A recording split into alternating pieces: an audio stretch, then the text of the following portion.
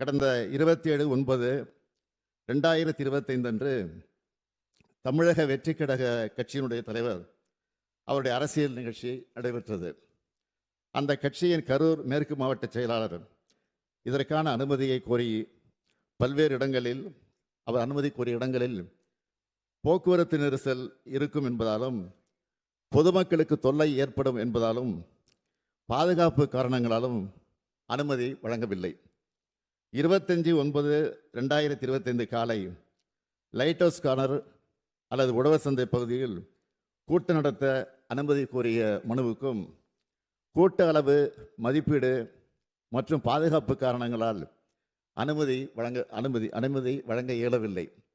பிறகு 29/9/2025 அன்று அக்கட்சியின் கரூர் மேற்கு மாவட்ட செயலாளர் வேலுச்சாமிபுரத்தில் 27/9/2025 அன்று மக்கள் சந்திப்பு நிகழ்ச்சி நடத்த அனுமதி கோரினார்.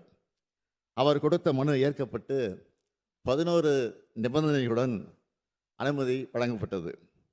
கரூர் நிகழ்ச்சிக்கு தமிழ்நாடு அரசின் காவல்துறையினர் சார்பாக கரூர் மாவட்ட காவல் கண்காணிப்பாளர் தலைமையில் பாதுகாப்பு ஏற்பாடுகள் செய்யப்பட்டிருந்தன.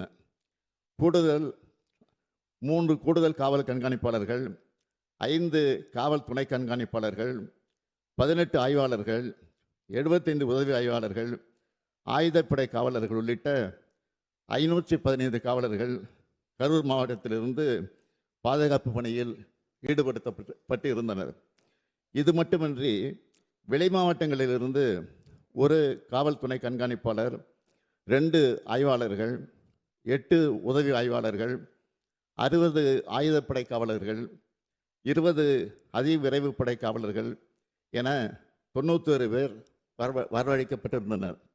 அன்றைய தினம் பாதுகாப்பு பணிக்காக அதிகாரிகள் மற்றும் காவலர்கள் என மொத்தம் 606 பேர் ஈடுபடுத்தப்பட்டிருந்தனர்.